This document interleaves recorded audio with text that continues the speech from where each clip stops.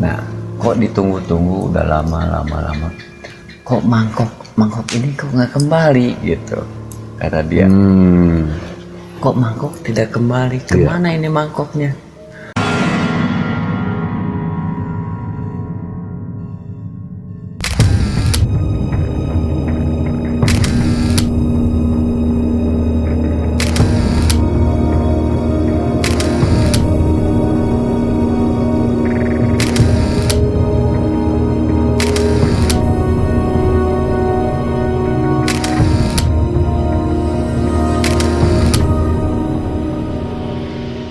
Selamat malam Sobat Malam Mencekam.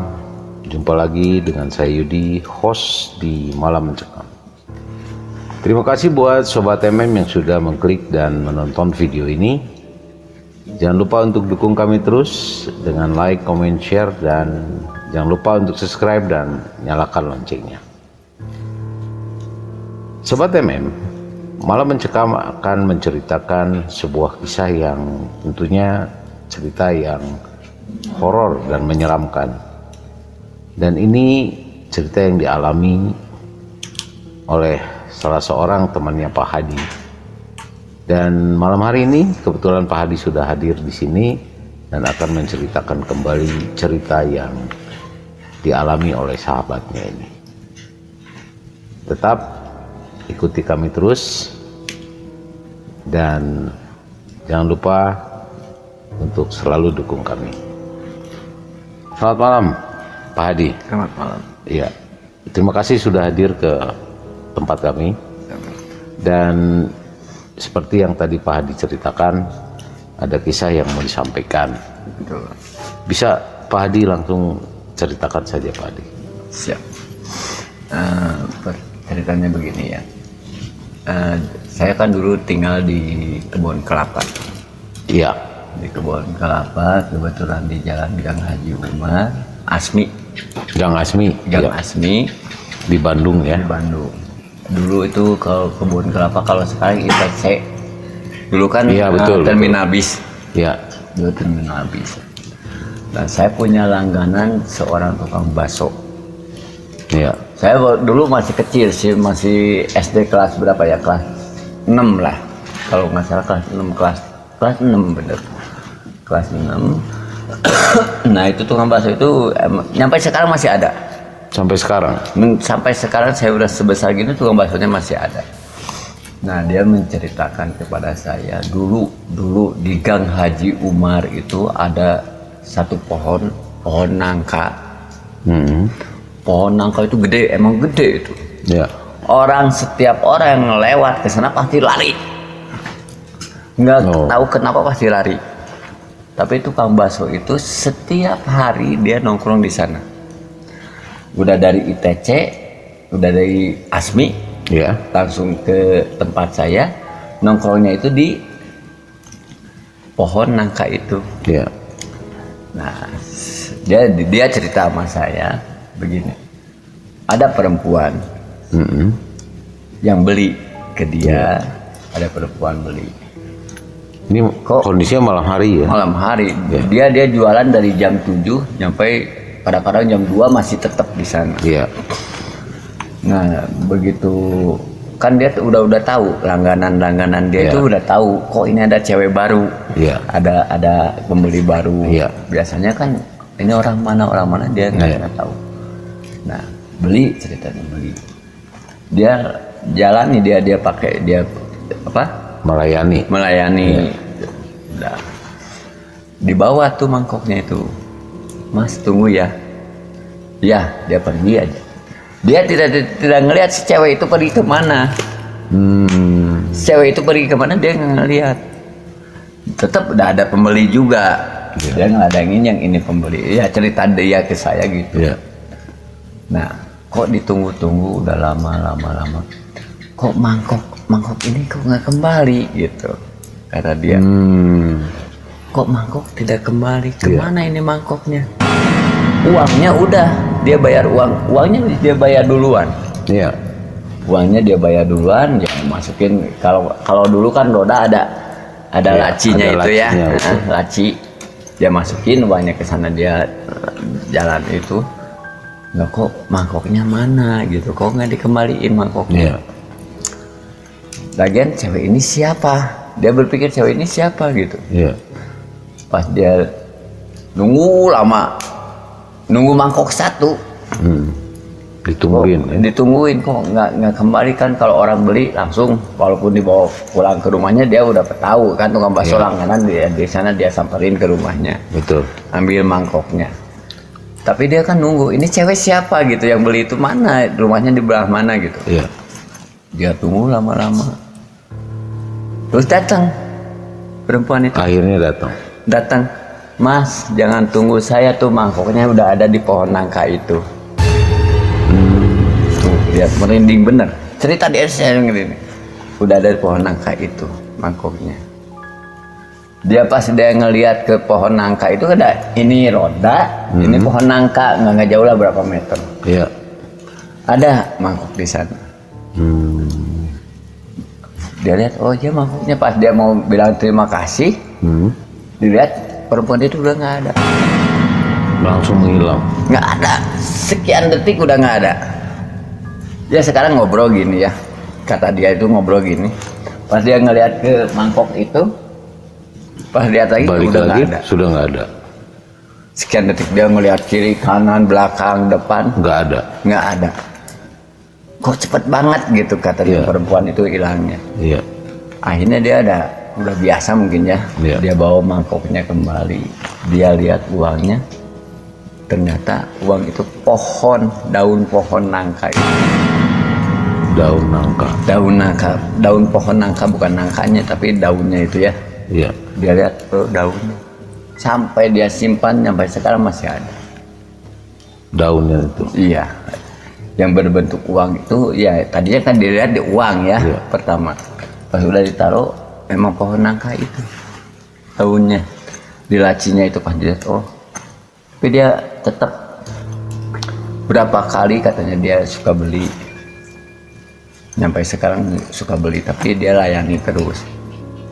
Karena emang kata si masnya sendiri yang tukang bakso itu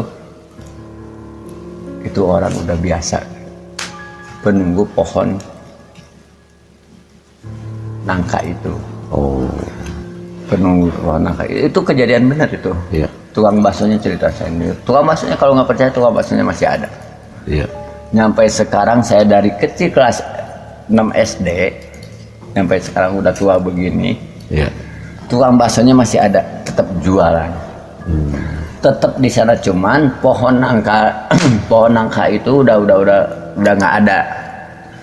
Udah jadi rumah. Sekarang sudah nggak ada. Udah jadi rumah, sekarang udah jadi kos-kosan. Ya, akhirnya tetap nongkrongnya dia tetap di sana. Sampai saat ini. Nyampe saat ini. Kalau masuk ke rumah saya gitu, ke lingkungan rumah saya, pasti nongkrongnya di sana. Nggak jauh dari sana. Karena ya mungkin udah tempatnya di sana dia nongkrong gitu. Iya. Emang kata orang-orang sana emang benar bahwa di pohon nangka itu penunggunya perempuan. Karena di pohon nangka itu kejadiannya udah berapa banyak kejadian. Itu pas pohon nangka besar. Pohon nangka itu besar, di sana itu ada kalau dulu apa? Jubleg. Kalau bahasa Sundanya jubleg. Jubleg ya. Jubleg sama halunya itu, Iya. sama coet ada di sana. Di bawah pohon nangka. Di bawah pohon nangka itu ada. Sampai sekarang masih ada. Kalau sekarang kan udah jadi rumah. Udah jadi rumah ya. Kalau dulu mah ada terus. Selalu ada ya. Itu jublek itu tetap utuh. Tetap utuh, nggak hancur, nggak apa, utuh. Iya.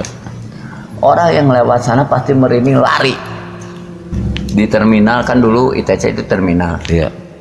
Nah sekarang kan jadi ITC. Di atasnya itu ini terminal, di bawahnya itu pasar. Iya. Di pinggirnya pasar, di atasnya itu bioskop. Iya. Kalau kita nonton malam, pulangnya itu pasti lari lewat sana itu. Jangankan anak-anak, ibu-ibu juga pasti lari. Karena ketakutan di pohon nangka itu. Nah, udah begitu, udah lama. Pantesan si Mas itu bercerita sama saya begitu, itu benar. Nah, nggak lama dari cerita si Mas itu, teman saya, Iya. teman di pohon nangka itu nemu uang pakai dibungkus pakai kain putih. Kain. Kain putih itu uang banyak. Hmm. Karena kita masih SD kelas 6, Iya. nggak tahu itu uang apa. Dibawa pulang sama teman saya. Dikasihin ke bapaknya, Pak, ini saya nemu uang di pohon nangka itu. Dilihat, kok uang banyak gini. Iya. Jadi kata bapaknya, jangan dulu dipakai. Uang ini jangan dulu dipakai. Dia kasih, nggak tahu kasih abu, nggak tahu kasih apa, ditaruh. Akhirnya uang itu jadi abu semua. Esokan Si harinya uang dibuka, jadi abu semua, bukan uang. Nah itu, oh berarti benar. Iya. Apa yang dikatakan orang bahwa itu daerah itu ada penunggunya, Iya. pohon nangka itu. Kita juga nggak sembarangan orang berani gitu, gimana di sana emang betul. Sampai sekarang pun orang-orang kos kan itu jadi kosan ya. Sekarang ya. Jadi kosan, orang-orang kosan itu banyak yang digangguin juga. Cerita sekarang orang kos-kosan, karena saya masih bekerja saudara kan di sana suka main. Sana. Iya. Emang betul katanya di sana itu tetap orang-orangnya itu, jadi tempat itu emang tadinya serem gitu ya. Sampai sekarang juga masih walaupun udah dibangun, wah sekarang udah rame tapi tetap yang di dalam kosan itu ada aja yang digangguin. Sepertinya belum pindah ya. Sepertinya belum pindah mungkin orang. Tapi yang tukang bakso itu masih tetap aja di sana. Ya dia nggak takut gimana karena dia sering mungkin ya menemukan seperti itu. Iya. Dan dia juga bercerita udah nggak jadi, udah biasa katanya. Iya. Udah biasa nemuin orang yang gitu-gitu mah udah makanannya mungkin ya. Tapi ya kita yang ngedengernya, kita yang nyaksiinnya, kita yang punya tempat di sananya dekat, tetap lah. Betul. Kita yang bukan si Masnya yang takut, malah kitanya yang takut. Iya. Mas takut kalau lewat sana. Tapi alhamdulillah sekarang udah ramai gitu, udah dibangun kos-kosan, udah banyak orang yang di sana, jadi nggak begitu menyeramkan kayak dulu. Itu ceritanya. Gitu ya. Baik Pak Edi, terima kasih ceritanya. Jadi Sobat MM sekalian, dari cerita yang dikisahkan oleh Pak Hadi tadi, ya ini betul-betul sangat menyeramkan kalau menurut saya. Jadi terkadang memang bahwa di salah satu tempat, baik itu satu benda ataupun pohon, itu terkadang memang selalu ada hal-hal yang mistis di situ. Tetap kemanapun kita berada, lewat manapun, selalu kita berdoa dan percaya serta yakin kepada Allah Subhanahu wa Ta'ala. Terima kasih Sobat MM sudah mendukung dan menonton video ini. Nah, jangan lupa untuk selalu memberikan komentar, like, dan share ke teman-teman Anda. Juga dukung channel kami dengan menekan tombol subscribe dan membunyikan loncengnya. Dan apabila Sobat MM memang memiliki cerita atau pengalaman pribadi yang menyeramkan atau yang bersifat horor, silakan Anda untuk mengirimkan cerita Anda melalui email yang sudah kami siapkan. Tentunya kami akan mengisahkan cerita Anda di channel Malam Mencekam ini, atau bahkan mungkin kami akan mengundang Anda untuk hadir ke studio kami untuk sama-sama kita sharing kepada teman-teman kita semua melalui channel Malam Mencekam. Terima kasih Sobat MM. Kita akan ketemu lagi di cerita horor yang menyeramkan lainnya di video-video selanjutnya.